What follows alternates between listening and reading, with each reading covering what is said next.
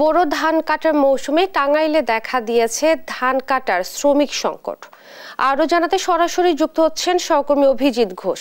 অভিজিৎ, হঠাৎ করে শ্রমিক সংকটের কারণ কি, আমাদেরকে বিস্তারিত জানাবেন। জি ইশাক, আমরা জানেন যে টাঙ্গাইলে এখন পর্যন্ত আসলে সেরকমভাবে ধান কাটা শুরু হয়নি।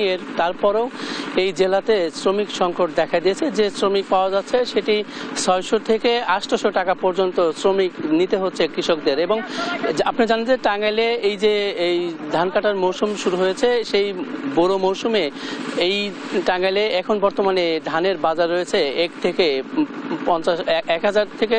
1050 টাকা পর্যন্ত দরে। এবং সরকার যেটি নির্ধারণ করেছে 1250 টাকা দরে, সেটি হচ্ছে যে 40% 60% শুকনা যে ধান সেটি তারা সংগ্রহ করবে। এবং জেলার কৃষি সম্প্রসারণ অধিদপ্তরের আশেক পারভেজ যিনি জানিয়েছেন যে এই জেলাতে এবার 1,76,000 হেক্টর জমিতে তাদের ধান রোপণ করা হয়েছে। এবং এই ধানের যে এখন যে অবস্থা সেটি তিনি বলছেন যে শ্রমিক সংকট এটি নিরসন হবে যখন হচ্ছে হাওর অঞ্চলে এই ধান কাটা হবে এবং এই অঞ্চলের যে শ্রমিকরা রয়েছে তারা এই টাঙ্গাইলে আসবেন। এবং পাশাপাশি উত্তরবঙ্গের রংপুর, নীলফামারী, কুড়িগ্রাম সহ আশপাশের যে জেলা থেকে শ্রমিকরা এই টাঙ্গাইলে আসেন ধান কাটতে, সেই শ্রমিকরাও আসতে শুরু করেছে। তিনি বলছেন যে এই শ্রমিকরা যখন চলে আসবে তখন এই ধানের যে শ্রমিক মূল্য সেটি কমে যাবে। এবং এর পাশাপাশি এই আমরা যেটি দেখতে পেয়েছি যে এখনও এই টাঙ্গাইলের বিভিন্ন জায়গাতে এই ধান পেকে রয়েছে, কিন্তু শ্রমিক সংকটের কারণে কৃষকরা তারা ধান কাটতে পারছে না। আমি এখন রয়েছি টাঙ্গাইল সদর উপজেলার পিচুরিয়া এলাকায়, এবং এই এলাকায় দেখতে পাচ্ছি যে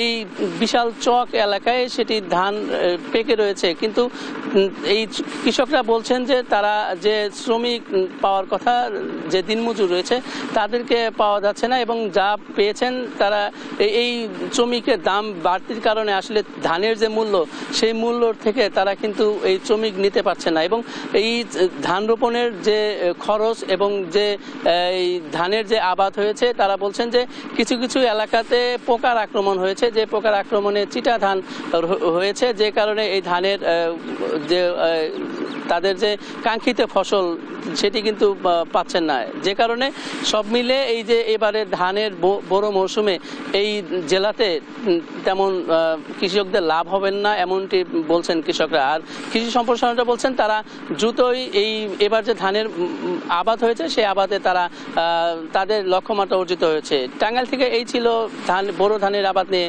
আমার কাছে সর্বশেষ।